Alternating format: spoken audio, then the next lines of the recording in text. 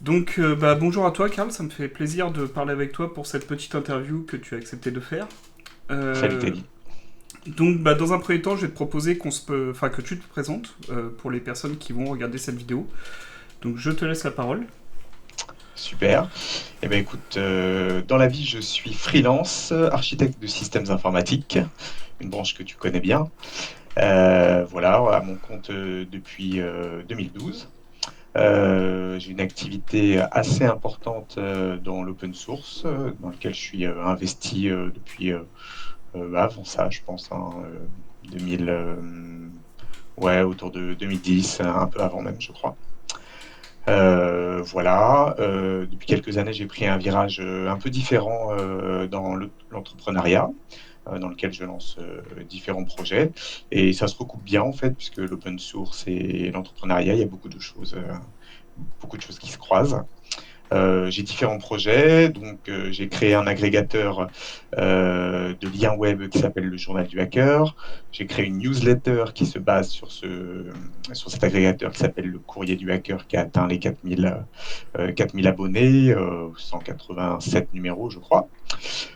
J'ai d'autres projets, un qui fait un peu le lien entre l'entrepreneuriat et l'open source, qui s'appelle linuxjobs.fr, qui est un site d'emploi pour les professionnels de l'open source. Voilà, et le petit dernier, c'est lesnewsletters.com, un site qui vise la communauté des créateurs de newsletters francophones afin de les aider à faire connaître et monétiser leurs newsletters. Voilà en gros les projets sur lesquels je travaille et tout ça en parallèle, bien sûr, de mon activité de freelance. J'essaie de créer que des projets qui tournent seuls en grande partie, en majorité ou en grande partie. Voilà, voilà. Ok, bah effectivement, moi je t'ai connu grâce au journal du hacker notamment. Du coup, sans transition, journal du hacker, le courrier du hacker, Linux Job, les newsletters, ça fait quand même beaucoup de projets. D'où vient cette volonté de partager toujours plus de connaissances avec le plus grand monde, même si beaucoup de choses viennent de l'extérieur, du coup, puisque comme tu le disais, c'est en grosse partie des agrégateurs. D'où te vient cette volonté réellement de partager les informations? Eh ben, c'est une bonne question. Je pense que j'ai commencé au début dans l'open source, c'était plus à la fin de mes études d'informatique. J'avais déjà évolué dans le monde de l'open source, en particulier dans le monde de Linux, et puis peu à peu dans le monde des distributions Linux, GNU Linux, et en particulier du Debian. Et donc, il y avait ce projet Debian, déjà très connu à notre époque, même ça doit être dans les années ouais, 2008, 2010, qui me faisait envie et j'avais envie de me prouver déjà à moi-même que j'étais capable d'intégrer un projet open source d'importance. C'était à la fois pour me le prouver à moi-même, mais aussi pour prouver aux autres que j'avais pas fait des études informatiques pour rien et que j'allais pouvoir apporter sûrement une pierre à l'édifice tout en construisant ma carrière professionnelle. Donc j'ai commencé, je me souviens du tout début, c'était de la contribution à la traduction de KDE, donc qui est un ensemble d'outils bureautiques. Donc j'aidais à développer la partie française pour traduire tout simplement tout ce qui est dans les logiciels de KDE. J'ai vraiment mis le pied à l'étrier comme ça. Puis rapidement, c'était pas assez technique. J'avais vraiment envie de partir sur quelque chose de beaucoup plus technique. Et donc, je me suis aventuré dans le monde de la distribution Debian. J'ai commencé par corriger des petits bugs qui sont dans les programmes qu'on installe par défaut dans Debian, trouver des petites erreurs comme ça. Et puis peu à peu, l'investissement a grandi. J'ai commencé à prendre mes premiers paquets, gérer des premiers paquets, arriver sur des paquets beaucoup plus lourds comme Virtualenv et Pip, qui sont des outils pour le monde Python. Donc je connaissais bien aussi. J'ai développé une activité dans la communauté Python à côté de ça. Voilà, ça a été vraiment assez rapidement après mes études, quelque chose que j'ai essayé de consolider. Dans le même temps, j'ai écrit 56 articles pour GNU Linux Magazine France, GLMF, qui est un magazine on va dire, le principal magazine du public logiciel libre et open source francophone, en papier. Hein. Là, vraiment, je parle d'un magazine papier. Et donc voilà, c'est un peu un écosystème, mon blog. Dès le début, j'ai créé un blog très rapidement, qui a eu pas mal de succès dans les années 2015, on va dire, 2012-2015. Voilà, et donc une émulation à la fois à mes recherches à moi, euh, une aventure pour faire progresser dans mon idée le logiciel libre, l'open source, en tirer quelque chose que je pouvais partager de ma part. Voilà, donc une émulation, me sentir utile aussi et progresser techniquement parce que les apports de travailler avec les autres gens sont énormes. Voilà, ça c'est ça, voilà, ça c'est vraiment le background technique tel qui s'est posé à moi. Et ensuite, j'ai eu un virage un peu différent. C'est-à-dire une fois que je me suis prouvé ça, bon, bah, là on avance assez rapidement hein, dans le temps. On est, ouais, ça doit être en 2012-2015. J'ai commencé à avoir fait le tour. Je suis devenu développeur Debian officiel. Donc ça veut dire que tu es reconnu par tes pairs qui te proposent. Et puis il y a pas une élection, mais les gens confirment qu'ils sont d'accord pour que tu deviennes développeur Debian. Voilà, ça faisait déjà 4 ans que j'étais dans le projet. Donc, j'avais un peu envie de voir autre chose, d'essayer autre chose. Mais il ne faut pas se le cacher non plus, il y a des raisons financières. Sur l'open source, tu peux passer beaucoup de temps à travailler pour les autres, à fournir de la valeur à la communauté. Et au bout d'un moment, j'avais envie de commencer à générer un peu d'argent sur un projet qui ne soit pas lié au salariat. J'étais salarié encore à l'époque. Et donc, j'ai commencé par un premier projet qui s'appelle linuxjobs.fr. Donc, il y a un site d'emploi que j'ai mis en place. Qui me permettait de faire le lien entre la communauté open source et l'entrepreneuriat. À côté de ça, j'ai d'autres projets qui sont liés à l'open source également, donc le journal du hacker, un agrégateur de liens, où en fait les gens proposent des liens et les liens qui ont le plus de succès se retrouvent sur la première page et sont le plus mis en avant en fait dans le temps. Donc on est parti sur une idée, je suis parti sur une idée à la base, car je suis le fondateur de quelque chose qui ressemblait au site Hacker News, qui est un gros site américain du même genre. Et je me suis dit, bah, ça n'existe pas en France, donc il faut absolument que nous, on fasse quelque chose à ce niveau-là. Donc là, déjà, on voit qu'il y avait un virage un peu à la croisée des chemins entre l'entrepreneuriat et l'open source, tout simplement. Euh, Suite à ça, c'est quelque chose qui s'est fait dans le temps. J'ai rencontré rapidement mon premier associé, qui s'appelle Cascador. Il aime bien qu'on n'utilise que son pseudo, alors je vais n'utiliser que son pseudo. Mais c'est quelqu'un qui a vraiment, je le considère, qui est complètement un cofondateur, qui m'a soutenu dans le premier élan, qui a travaillé comme moi, autant que moi, sur le projet, et qui nous a permis de faire grandir le projet, de le faire connaître, d'arriver aujourd'hui à plusieurs centaines d'utilisateurs réguliers, enfin plusieurs milliers d'ailleurs, je pense, avec plusieurs centaines de personnes qui postent des liens assez régulièrement et un noyau dur, comme tous ces projets du logiciel libre, de, on va dire, une dizaine, vingtaine, trentaine de personnes qui interviennent très souvent.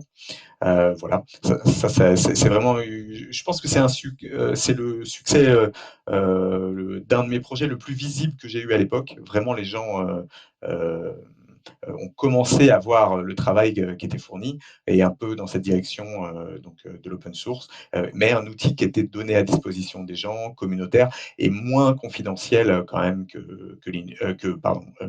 le projet Debian, où les gens sont quand même extrêmement peu connus et vraiment très engagés dans la technique. Effectivement, c'est pas le même public, je pense. Côté projet Debian, t'as un public qui est beaucoup plus initié à la technique que sur le journal du hacker. Par Tout à exemple, fait. le journal du hacker, c'est vraiment n'importe qui peut poster, peut proposer des choses, mais peut aussi profiter des liens qu'il y a dessus. Moi-même, je l'utilise pour ma veille technologique, par exemple.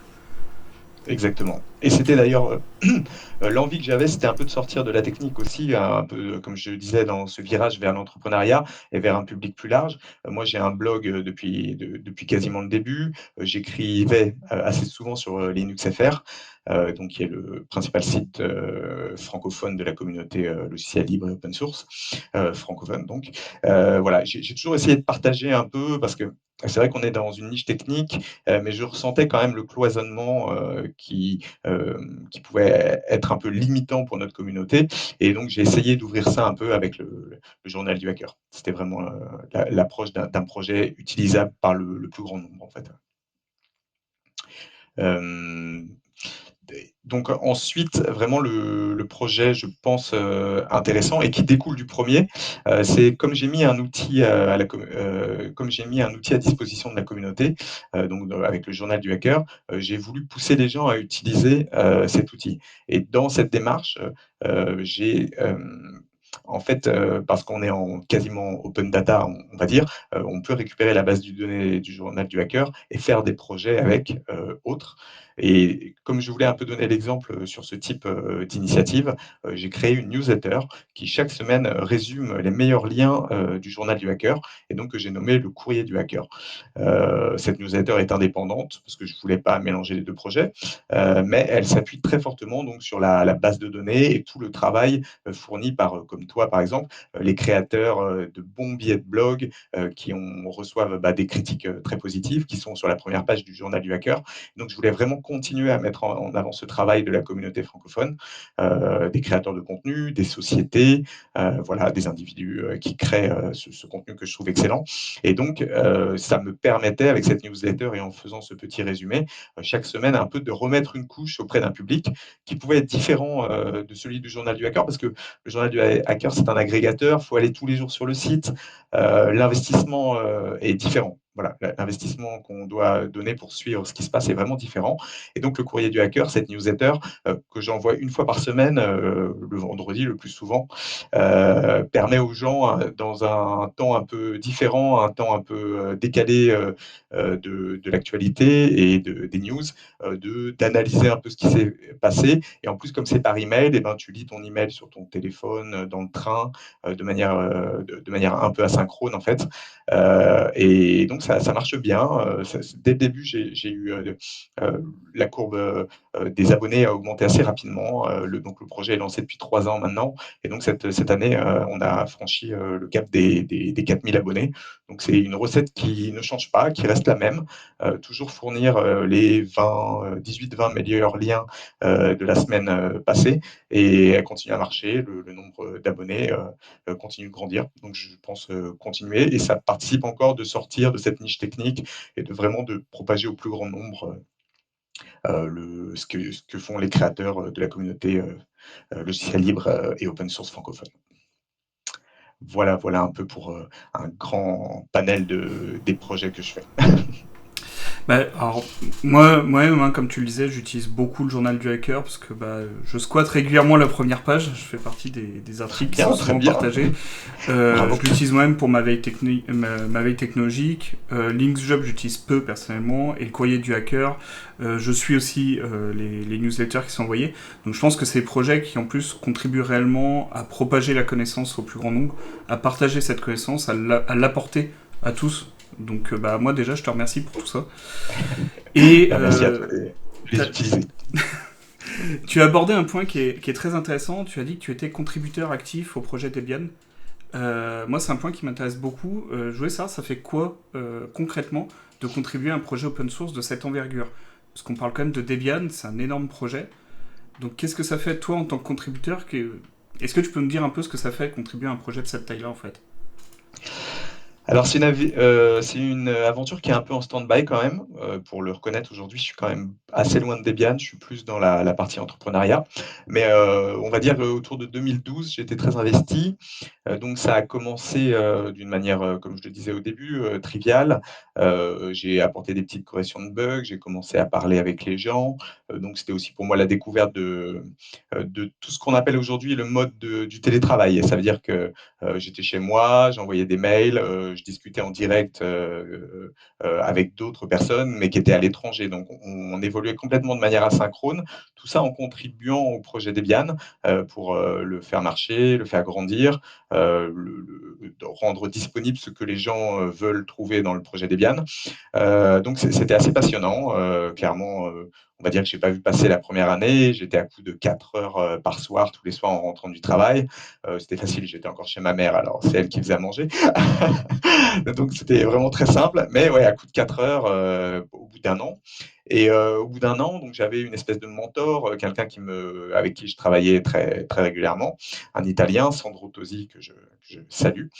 Je lui dis: «Bon, c'est bien, ça fait un an que je bosse là, bon, on va peut-être, tu vas peut-être me sponsoriser pour que je sois développeur Debian comme ça». Et là, il m'a dit: «Ah non, non, tu peux pas, parce qu'à l'époque, seuls, les gens qui géraient des paquets Debian, pouvaient devenir développeurs Debian, en fait. C'est plus le cas aujourd'hui. Même des gens non techniques aujourd'hui peuvent être Debian, des gens qui font les conférences, qui s'investissent dans la communauté, voilà, qui promeuvent l'accessibilité, voilà, vraiment qui travaillent dans la communauté, peuvent être reconnus comme le terme de développeur Debian, en tout cas avoir le même statut que les autres développeurs Debian. À l'époque, c'était pas le cas, et donc je me suis dit: «Ah bah zut, quand même là, ça fait un an que j'écris des programmes Python pour Debian, et en fait, voilà, je peux pas être développeur Debian». Bon, rebelote, et donc j'ai commencé à gérer des paquets Debian, et c'est vrai que, bon, bah, évidemment, qui travaille avec Debian sait que l'énorme machinerie des paquets Debian, qui est extrêmement fiable quand même, est extrêmement présente dans la distribution Debian. Et donc, bah, je m'y suis collé, et j'ai représenté un an après ma proposition pour être accepté. Euh, je crois que ça a pris un peu plus de temps parce que il a fallu que je trouve un sponsor. Euh, et donc, en fait, sponsor qui acceptait de sponsoriser mon entrée dans Debian. Et mon sponsor officiel avait déjà des gens qui étaient. Enfin, il l'avait déjà fait, voulait plus le faire. Voilà. Donc, il y a eu beaucoup d'humains à cette période, ce qui fait que je crois que je suis devenu développeur Debian au bout de 4 ans, 3 ou 4 ans. Bon, je me souviens plus très bien d'ailleurs. Mais voilà, ça s'est vraiment pas fait du jour au lendemain. C'est fait pour, hein, clairement. On peut pas te donner les clés des archives, des paquets Debian. Voilà, il faut montrer patte blanche. C'est un très gros projet. Il doit être à plus de 1000 développeurs officiels aujourd'hui. Je crois même beaucoup plus. Ça, c'était il y a un chiffre qui a déjà quelques temps. Voilà, mais bon, il y a au moins 1000 développeurs actifs qui peuvent jouer avec l'archive, proposer des paquets dans l'archive. Évidemment, c'est cloisonné, les sécurités sont renforcées, mais voilà. En tout cas, c'est la première reconnaissance aussi par les pairs, j'en parlais tout à l'heure. Vraiment, au bout d'un moment, quand tu reçois ton email avec les différents credentials et ton identifiant, le lien vers ta boîte Debian, tu te sens vraiment reconnu, d'appartenir à un projet auquel tu contribues hein, de manière quotidienne depuis des années, comme moi. Mais c'est quand même un sentiment là assez incroyable. Moi, j'estime que voilà, c'était l'un des plus gros projets logiciels avec le noyau Linux, je crois. Debian, noyau Linux, je crois que c'est vraiment parmi les plus gros morceaux en termes de contributeurs. Et donc voilà, j'étais extrêmement, extrêmement fier, heureux de travailler. J'ai continué à contribuer assez longtemps sur ce sujet. Je suis toujours développeur Debian officiel, mais je suis un peu plus en retrait de la contribution au jour le jour pour l'instant. Ok, bah effectivement, ce que tu dis, je pense que les mentalités ont un petit peu changé pour mettre en avant les contributions dans l'open source. Parce que quand même, je suis Trafic ambassadeur, donc c'est un peu l'équivalent, mais à une échelle beaucoup plus petite, hein, à l'échelle de Trafic.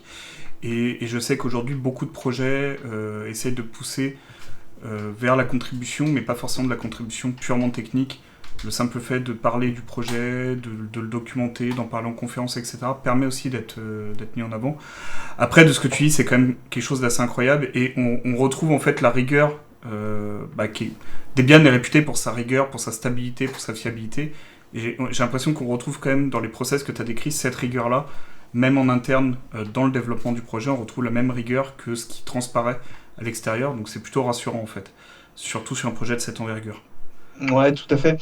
Je continue à suivre vraiment au jour le jour l'actualité de Debian, et même sur les listes privées de Debian. On voit qu'un projet d'une envergure comme ça, au niveau humain, doit se protéger parce que évidemment 1000 personnes, ben, tu as forcément des gens qui ne sont pas ou plus d'accord avec ce qui se passe ou avec la majorité des gens. Tu as des gens qui craquent, hein, tu as des gens qui deviennent fous. Il y a des exemples, hein, malheureusement. Donc, comme ils ont été développeurs Debian, ils ont un pouvoir de nuisance qui est certain. Il faut savoir qu'une fois que tu es développeur Debian, tu as vraiment accès à une bonne partie d'infrastructure. Tu as juste les Debian sysadmin qui possèdent vraiment les clés réelles de tous les serveurs, mais tu n'es vraiment pas loin, hein. Tu peux vraiment te connecter en utilisateur normal sur une grande partie de l'infrastructure, donc ce qui est déjà une porte ouverte à beaucoup de choses, évidemment, même si les Debian système administrateurs sont très doués. Très fort.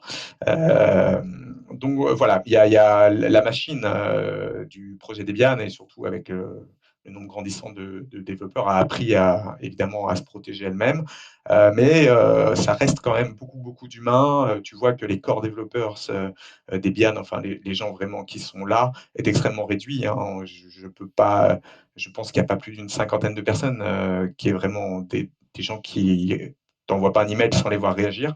Voilà, donc c'est vraiment beaucoup d'humains malgré la taille du projet au cœur et évidemment des systèmes de protection et de CI/CD,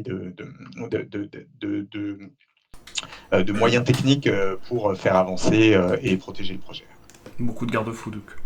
Beaucoup de Pour, garde-fous, ça, exactement, je cherchais le terme. Alors justement, en parlant d'un projet open source, tu fais partie des gens qui militent activement pour que l'open source se développe, pour que l'open source soit utilisé le maximum possible. Est-ce que aujourd'hui, tu penses que tous les besoins peuvent être adressés par de l'open source ou est-ce qu'il reste encore des choses en marge de l'open source? Là, c'est une bonne question. Je trouve que je connais pas tous les besoins, donc ça va être dur de. En tout cas, moi, dans ma carrière, j'ai croisé beaucoup de cas d'utilisation et Debian en particulier est utilisé dans des domaines relativement spécifiques. Bon, évidemment, l'administration système, tous les systèmes, ce qu'on appelle l'infrastructure de manière générale. L'open source marche très bien. Je pense même que quasiment à la gagner aujourd'hui avec les offres cloud qui en fait derrière sont à grande majorité des serveurs Linux, GNU Linux on va dire. Pas Debian forcément, mais voilà, GNU Linux. Donc ça, je pense que l'infrastructure est un domaine où ça s'est bien développé. L'embarqué, aujourd'hui, l'embarqué, c'est des systèmes qui sont dérivés de Linux ou donc basés sur l'open source, même si parfois ça peut un peu dériver. Bon, évidemment, Android, on peut reprocher beaucoup de choses à Android. Voilà, donc il y a pas forcément une transparence telle qu'elle devait être, mais on reste quand même sur une approche qui est fortement inspirée de l'open source. La sécurité est un domaine que je connais moins bien, toi tu pourras sûrement le dire. Je vois quand même beaucoup d'open source, d'outils qui sont en tout cas basés sur des solutions logicielles open source à la base, qui sont transformés, modifiés pour faire des choses ou pas. Donc, est-ce qu'il y a des domaines qui échappent complètement aujourd'hui à l'open source? J'en ai pas l'impression. Je pense qu'un facteur sur lequel j'ai écrit des billets de blog récemment est, par exemple, le rachat par Microsoft de GitHub. On voit que quelque part, il y a une espèce d'aveu que le modèle open source est aujourd'hui en passe, et moi je pense qu'il l'est déjà, de devenir le modèle dominant. Après, qu'il couvre tous les besoins, c'est une très bonne question. Je pense que connaissant la diversité du monde, sûrement pas. Il doit y avoir des besoins où c'est pas totalement nécessaire. Mais je pense que le modèle, en tout cas, a fait sa preuve que les échanges entre les gens, même au niveau professionnel, la contribution, la mise en commun des stacks techniques, du code, la mise en commun du code, le fait de travailler ensemble, qui étaient des choses vraiment qui n'étaient que pratiquées par la communauté du logiciel libre et de l'open source au début, est devenu aujourd'hui un domaine dominant, par exemple, chez les développeurs.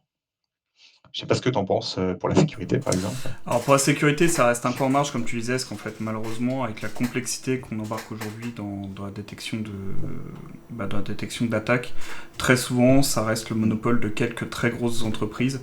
Même s'il y a des initiatives communautaires, je pense notamment à CrowdStrike, qui sont vraiment des grosses initiatives communautaires. Pour moi, là, dans le domaine de sécurité, on n'est pas encore mature entièrement sur l'open source, même s'il y a déjà beaucoup de tools qui existent. Je pense à Suricate, je pense à Metasploit, je pense à tous ces outils-là qui existent et qui sont disponibles à tous. Mais on va vers de l'open source aussi, malheureusement. Enfin, malheureusement. On y va seulement aujourd'hui, c'est ça que je veux dire. D'accord. Et là où on aurait pu y aller il y a quelques années. Mais je pense que le fait que la sécurité devient le nerf de la guerre va contribuer aussi améliorer les choses, à pousser les gens à aller vers de l'open source sur la sécurité aussi, ce qui est très Ouais, bien. tout à fait. Alors, tu as abordé un sujet qui est assez intéressant. Tu as dit que la plupart des cloud providers tournaient aujourd'hui avec Linux ou tournaient avec des distributions libres en grosse partie. Du coup, est-ce que l'open source, c'est pas aussi le risque que ce soit les mastodontes, notamment les GAFAM, qui récupèrent tous les lauriers? Je pense notamment au cas qu'on a vu au début de l'année avec le changement de licence d'Elasticsearch, où c'était la guerre ouverte entre Amazon et Elastic.co sur justement le fait que Amazon avait lancé son offre basée sur Elasticsearch et récoltait un peu tous les lauriers de la solution qui était pourtant une solution open source maintenue par des dizaines de personnes derrière, mais pourtant c'était Amazon qui se faisait de l'argent dessus et non pas la solution payante qu'Elastic proposait qui permettait justement de contribuer à ce projet-là. Est-ce que, est-ce que pour toi, l'open source, c'est pas aussi ce risque-là de créer plus de cas comme ça? Parce qu'en fait, on avait eu déjà le cas Mongo aussi de mémoire, Mongo avec Tout à fait. DocumentDB versus Amazon encore.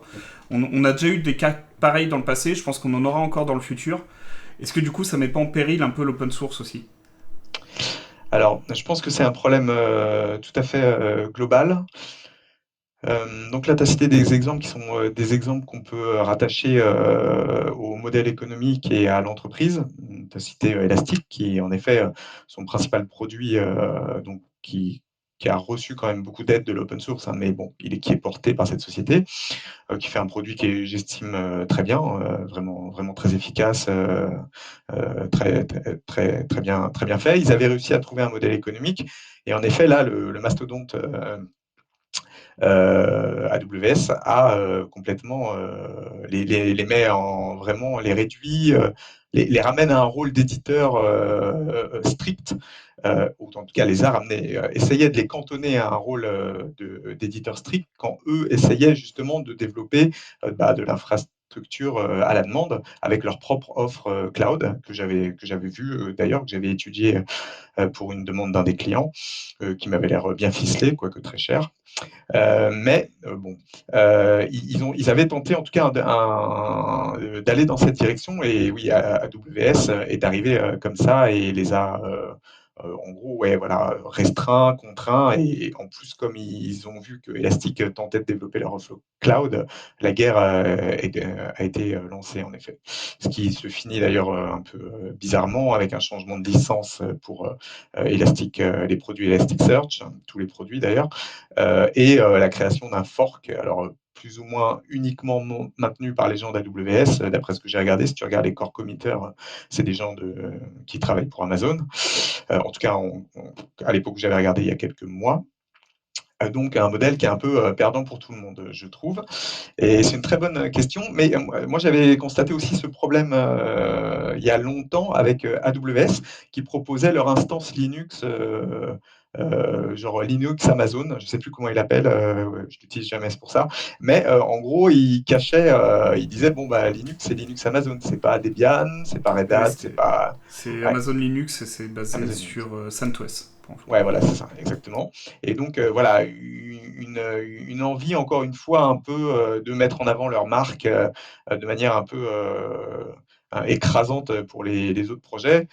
Car souvent, moi, en tout cas, quand je le faisais pour Debian, ce que je recherchais, c'était que notre produit soit bien et de me faire un peu de notoriété autour de ça. Alors là, si tout ton travail est récupéré par une société commerciale qui ne veut plus mettre que son nom, c'est sûr qu'il y a quelque chose qui ne s'en sert pas. Alors, pour répondre très clairement à ta question, j'ai pas du tout la réponse. C'est un problème que je vois criant, en effet. Je pense que c'est peut-être pas forcément la bonne solution, ce qu'a fait Elastic, et que c'est peut-être une surréaction par rapport au danger commercial dans lequel les amis AWS. Peut-être que c'est la bonne. Je pense que c'est une plaie ouverte qu'il va falloir suivre de très près. Parce que je pense que c'est aussi là où on voit le point de douleur réel du modèle économique de l'open source, qui aujourd'hui est très critiquable. Par exemple, des gens travaillent beaucoup d'heures et ne peuvent, au bout d'un moment, quand tu dois choisir entre ton travail de salarié et ton travail pour la communauté, bah, tu finis par faire un travail moyen ou bâclé pour la communauté. Et aujourd'hui, c'est de plus en plus problématique car, par exemple, sur le domaine de la sécurité, un développeur épuisé qui va committer un mauvais script dans un paquet et il va créer une faille, par exemple, d'entropie sur un paquet Debian sur le paquet SSH. Il y a quelques années, on avait eu ça, un problème terrible. Voilà, qui peut être lié à la fatigue d'une personne qui est non rémunérée. Voilà, oui, je pense clairement qu'on a un gros problème à traiter ou en tout cas quelque chose à faire évoluer sur le modèle économique de l'open source. Et c'est pas facile. J'ai essayé d'y réfléchir, j'ai pas de solution et on voit que ça va. Les mastodontes en profitent quand ils peuvent, ce qui va entraîner des guerres de tranchées de ce type où au final pas grand monde est gagnant. Ouais, effectivement, sachant qu'en plus le changement de licence d'Elastic a aussi provoqué la fuite de beaucoup de développeurs sur la partie open source, puisque Tout à fait. beaucoup de développeurs n'ont pas vraiment apprécié le changement, qui les dépossédait un peu de ce qu'ils avaient fait. Et en fait, pour moi, réellement, c'est le risque que je perçois dans les prochaines années, parce que le cas Elastic n'est pas un cas isolé. C'est le cas de beaucoup de projets open source qui essayent souvent de survivre, entre guillemets, en poussant une offre payante à côté managée. Et à partir du moment où Amazon, Google, Microsoft, Alibaba, etc. se mettent à proposer leur propre service managé qui repose dessus, bah en fait, ils utilisent le service mais ils ne contribuent pas forcément. Côté Amazon, on pourrait citer Apache MSK par exemple, enfin AWS MSK qui est basé sur Kafka. Ça me surprendrait qu'Amazon soit un énorme contributeur de Kafka pour autant. Et de la Apache Foundation tout court même. Oui, Donc, là, ils sont mis à créer leur propre fork d'Elastic parce qu'ils sont dans une guerre. c'est Mais ça. sinon, ouais, en général, ils contribuent. C'est quelque chose qui leur est souvent reproché, en effet. Alors, du coup, sans transition, un autre sujet que tu as abordé au tout début de cette interview, tu as parlé du télétravail en disant que tu avais commencé, en fait, grâce au projet Debian, notamment à faire du télétravail assez tôt.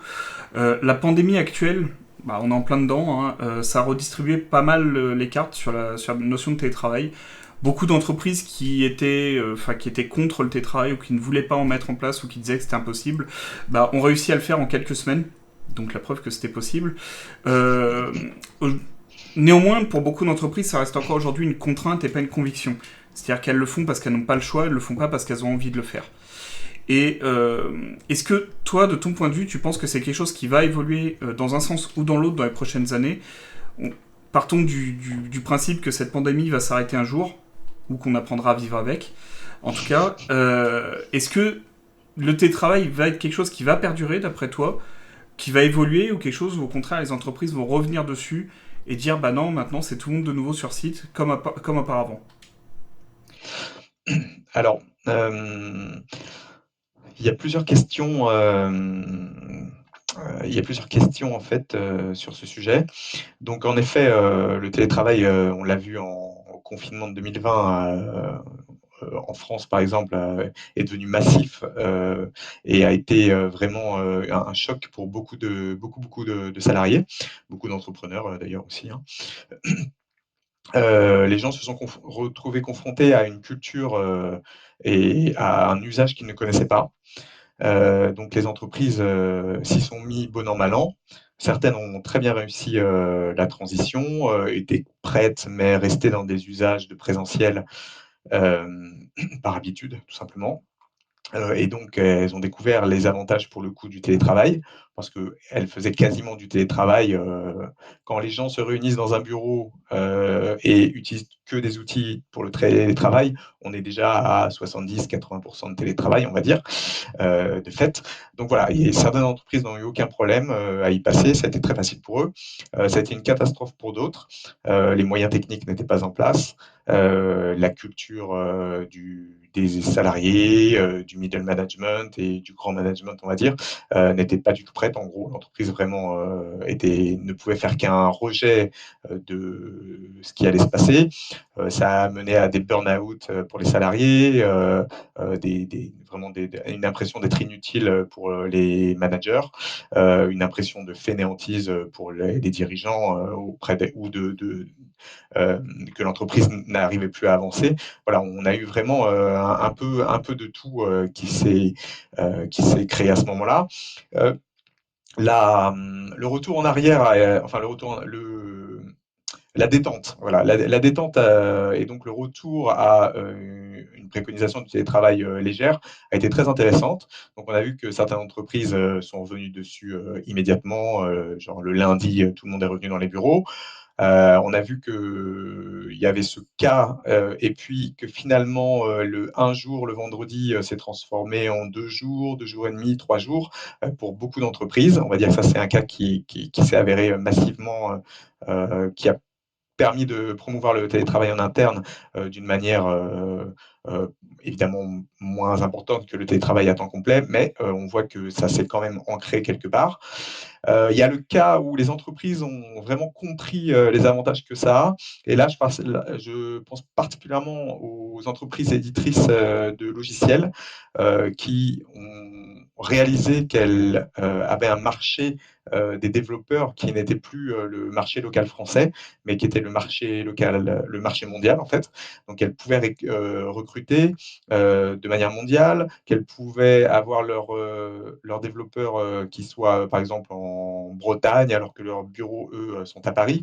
Donc voilà, il y a vraiment eu un peu tous les cas et je pense que il est un peu trop tôt pour le dire, mais je pense que le télétravail, face à cette épreuve réelle, a vraiment imprégné beaucoup, beaucoup plus d'entreprises qui ne s'y seraient mis vraiment que beaucoup, beaucoup, beaucoup, beaucoup plus tard, peut-être 10 ans, on va dire.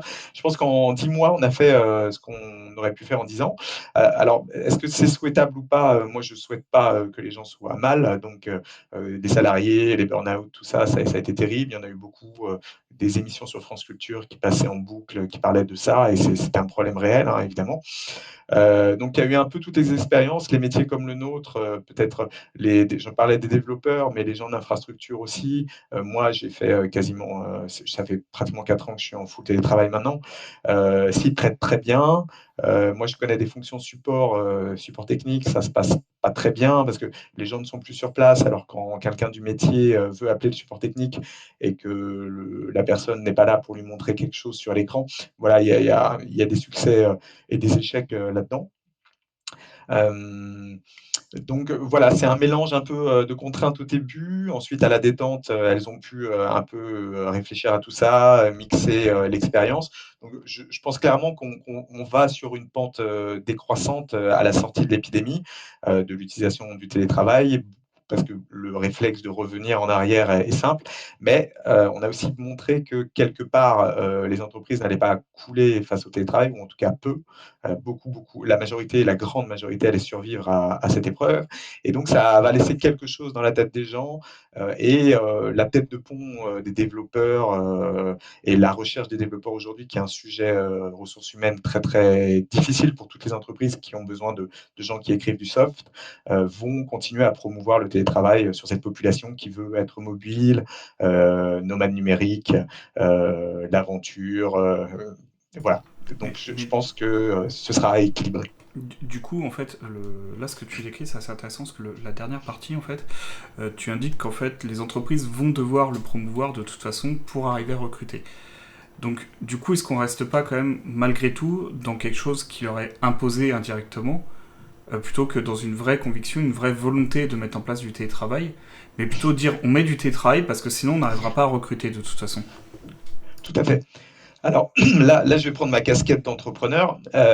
Il est rare en fait, une entreprise, au-delà de l'humain à l'intérieur, hein, qui est évidemment le moteur de quasiment tout, l'entreprise, c'est une suite d'habitudes. Ces habitudes, on les appelle des process, et ça veut dire que, en gros, c'est des recettes de cuisine qui disent que, par exemple, pour un livreur, eh ben, le matin, il doit aller chercher les colis à l'entrepôt, il doit passer à Paris à tel endroit, il doit rendre le camion le soir. Voilà, ça, c'est un process.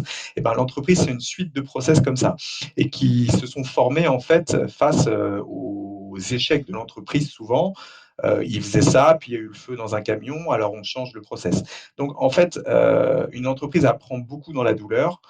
Donc, le fait qu'elle se retrouve face à une contrainte, c'est assez naturel pour une entreprise. On peut parler des contraintes légales, par exemple la sécurité, c'est aussi une contrainte légale, mais ça ne veut pas dire qu'à la fin, ça ne devient pas une part, un composant à part entière de l'entreprise. Donc, en effet, actuellement, c'est vécu comme un peu un traumatisme. Les managers, beaucoup de managers ont beaucoup de problèmes avec le télétravail, freinent des cas de fer parce qu'ils se sentent inutiles. Les développeurs, eux, par exemple, poussent au télétravail parce que ils veulent gagner plus de liberté, plus de temps dans leur journée. Mais voilà, je pense qu'on va trouver tout ça, ça va s'équilibrer. Et en effet, ce qui est une contrainte aujourd'hui pour l'entreprise va s'intégrer dans son ADN si elle est obligée de le faire sur une base régulière, tout simplement parce elle va y trouver un avantage au final. Ok, donc oui, effectivement. Pour toi, c'est une contrainte, mais c'est une contrainte qui peut devenir une culture d'entreprise dans C'est ça. les mois/années à venir, au fur et à mesure C'est en ça, fait que c'est imposé entre guillemets, hein, entre gros guillemets tout à fait. actuellement. Comme la Mais réglementation, la contrainte légale, la sécurité, c'est très souvent des choses qui sont vécues comme des attaques, des traumatismes, mais en fait qui intègrent l'ADN de l'entreprise. comme le RGPD il y a quelques années, qui maintenant est devenu quelque Exactement, chose d'assez naturel. c'est ça. Moi, je le vois hein, de mon point de vue sécurité, où aujourd'hui c'est naturel de se dire on va classifier nos données. Est-ce qu'il y a de la donnée personnelle? Alors oui, on doit la traiter de cette manière. Et pourtant, je me souviens quand ça a été mis en place, ça a été un peu un calvaire pour beaucoup d'entreprises qui ont vu ça comme un énorme frein dans leur business, alors qu'en réalité non. Du coup, dernière question pour clore un peu cette interview. C'est une question très très ouverte. Hein. Tu nous as parlé d'open source, tu nous as parlé un peu de l'open source dans le passé, parce que tu nous as dit ce que toi tu avais fait au niveau de l'open source, ce que tu as mis en place pour essayer de promouvoir l'open source. Maintenant, si je te dis, dans un court terme, on va dire d'ici, on va dire entre 2 et 5 ans, si je te demandais comment tu vois le monde de l'open source dans 2 à 5 ans, c'est-à-dire quels sont les projets qui peuvent émerger, quels sont les secteurs qui vont plus ou moins se développer, etc., etc. Toi, tu me répondrais quoi du coup? Alors, je pense que le premier qu'on a abordé tout à l'heure, ça va être le modèle économique de l'open source. Je pense qu'on est clairement à un moment de crise où il va se passer quelque chose.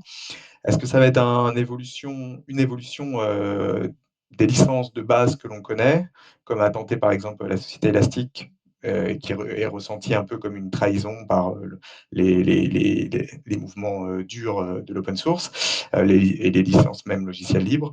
Est-ce que ça va être peut-être quelque chose de plus ouvert, une meilleure considération des entreprises, peut-être pas forcément formalisée par une licence elle-même? Des nouveaux modèles, hein, peut-être un nouveau modèle de contribution économique au projet.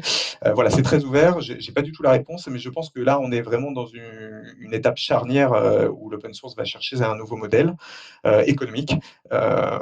Pour à la fois rétribuer des contributeurs qui sont de plus en plus investis sur des problèmes de plus en plus complexes, des projets de plus en plus importants et centraux. On peut parler par exemple des paquets JavaScript, les paquets NPM qui sont, enfin, il Ah, faut vraiment.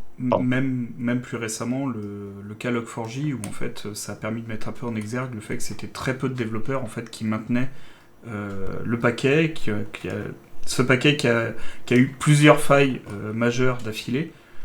Et en fait, ça a C'est permis de ça. mettre en exergue le fait que c'était une très petite communauté qui maintenait ce paquet qui était critique, utilisé par des millions de sites. Et pour autant, derrière, Et de c'était device. trois personnes qui le maintenaient. Quoi. Ouais, c'est ça. C'est Il fou, y hein. avait un vrai paradoxe entre les deux, et sur le fait que justement, l'un des premiers points qui a été abordé, c'est le fait que c'était du développement non rétribué, et que du coup, c'était des gens qui faisaient ça surtout sur leur temps libre, en fait. Voilà. GitHub tente un modèle de rémunération via des récompenses. On peut sponsoriser un développeur ou des modèles comme ça. Voilà, pour moi, c'est quelque chose qui bouge beaucoup aujourd'hui, qui va évoluer, parce qu'il doit évoluer. Voilà, on est vraiment devant, à mon avis, un mur. Les développeurs, enfin, l'open source a vraiment plus intégré les entreprises, donc on doit absolument trouver une solution à ça, et ça va se faire de soi-même, en fait, je pense, dans les 5 ans à venir. L'autre point dans le secteur qui va se développer, évidemment, je pense, c'est tout ce qui est l'info nuagique, le cloud. En fait, moi-même, je travaille maintenant sur des missions où on me demande de travailler avec 5 clouds différents et je ne peux pas le faire comme ça. Je passe par des outils intermédiaires. Donc l'un très connu, c'est Terraform, donc un logiciel libre, open source. Voilà, il y a, à mon avis, que ce soit dans cet exemple ou dans d'autres exemples, l'open source va se retrouver inclus dans un modèle de consommation du cloud et de l'infrastructure d'une manière générale, qui va fortement évoluer. C'était quand même un domaine où on avait tendance à utiliser des outils qui étaient plutôt propriétaires, liés au matériel avant. Maintenant qu'on est dans le cloud, eh ben ça va être très, très variable. Et en particulier, maintenant, quand on fait du multi-cloud, à mon avis, voilà, l'open source, sa flexibilité, son côté contributif a vraiment un rôle à jouer très important. Parce que de toute façon, même la demande des entreprises est de ne pas rester cloisonné dans un cloud précis. Donc, à mon avis, ça, on va pas pouvoir y échapper. Et peut-être le dernier projet qui est un peu moins, qui est lié à l'open source, mais pour ce coup-ci pas du tout lié aux entreprises, c'est à mon avis tout ce qui est réseau pair à pair, en particulier grand public. Donc on a eu l'exemple du réseau social Mastodon qui depuis 2017 s'est bien développé. Il y a beaucoup de choses qui se continuent à jouer avec le protocole qui sous-tend Mastodon. Par exemple des agrégateurs de liens, un peu comme le journal du hacker, et des projets entiers qui communiquent. Donc on peut faire communiquer Mastodon, qui pour rappel est une espèce de clone de logiciel libre qui ressemble à Twitter. Eh ben, on est capable de faire communiquer cet outil qui ressemble à Twitter avec par exemple un autre logiciel qui lui fait des sites web, fait un agrégateur de liens. Voilà, on est à base de protocoles logiciels. Donc là, évidemment, tout ça pour dans l'optique, bien sûr, j'ai pas été clair sûrement, d'éviter la centralisation des plateformes et d'échapper à cette centralisation des plateformes, TikTok, Facebook, même Twitter, qui malheureusement, que j'aime beaucoup, mais qui est quand même extrêmement centralisé. Voilà, donc je pense qu'on a là aussi quelque chose à jouer qui évolue lentement parce que évidemment les plateformes trustent les utilisateurs et donc il est difficile de les en sortir, mais on a quelque chose à faire, une idée assez intéressante sur ce sujet. Effectivement, c'est même c'est l'approche que moi j'ai par exemple avec Peertube aussi. C'est justement de montrer qu'un web Exact. sans le Grand GAFAM succès. existe. Et en fait, toi, tu penses vraiment que ce modèle-là, où on va essayer de s'exfiltrer un peu des GAFAM, de reprendre notre propriété sur nos contenus, va être quelque chose qui va se développer dans les années à venir, du coup. Oui, alors je pense que ça va aller lentement, hein, c'est quelque chose, mais on est sur une pente. YouTube est devenu extrêmement sensible aux demandes de censure. Twitter suit le même chemin. J'ai des sources des autres réseaux sociaux. Facebook est devenu évidemment est censé s'attaquer par législateur américain parce qu'il serait trop permissif. Pareil, j'imagine avec les autres pays. Donc ils ont tendance à refermer.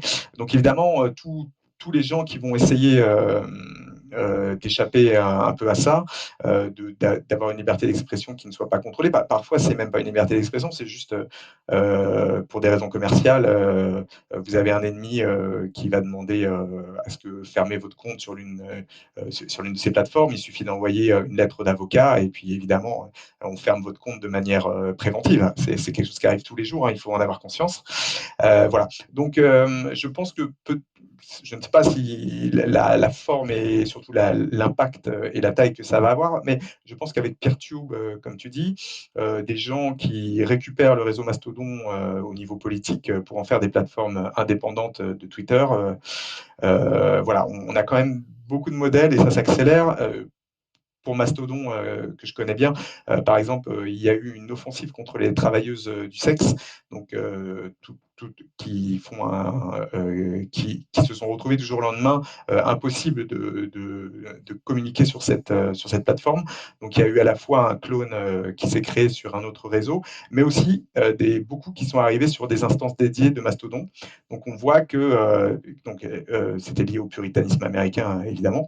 Voilà, on voit que pour certaines populations, il n'existe pas d'alternative en dehors du logiciel libre. Et donc, je pense que de manière continue, sûrement pas très rapidement dans le temps, mais de manière continue, ces alternatives vont continuer à se développer. Tout à fait. Ok, bah je te remercie beaucoup en tout cas pour toutes ces réponses, Très bien. notamment C'est sur un plaisir. l'avenir de l'open source dans les prochaines années. Moi, je te remercie du temps que tu as pris pour passer avec nous, pour parler un peu de l'open source, parler du télétravail, parler un peu de ce que tu fais. Tous les liens que tu as abordés, de toute façon, seront remis dans la description de la vidéo et dans l'article associé. Et puis, quant à moi, je te dis à bientôt dans d'autres articles sur le journal du hacker, sur le courrier du hacker, sur tous les trucs où on contribue un peu de manière commune malgré tout. Et puis j'espère qu'on se recroisera aussi sur d'autres projets open source, parce que je pense qu'il y a énormément à faire et que l'avenir se construit autour de l'open source, comme tu l'as dit. Donc qu'on le Tout à veuille ou fait. non, on va devoir passer à l'open source. Alors nous, de notre côté, je pense pas que ce soit un problème. Par contre, je pense que c'est côté entreprise où il va falloir que les mentalités changent un peu pour que certaines grosses entreprises contribuent à l'open source beaucoup plus qu'elles ne le font aujourd'hui. Aujourd'hui, beaucoup sont très consommateurs mais peu contributeurs. Je suis d'accord. La faille, là, encore une fois, hein, Log4j a rappelé un peu ça aux entreprises. Malheureusement, c'est pas le premier coup de semonce. Il y avait eu Heartbleed il y a quelques années Ouais. avec SSH. Et en fait, ça n'a pas servi de leçon. Donc j'espère que Log4j va servir de leçon. Et je dois avouer que j'ai moyennement de l'espoir là-dessus, moi, perso. Eh ben, en tout cas, je te remercie beaucoup de m'avoir reçu.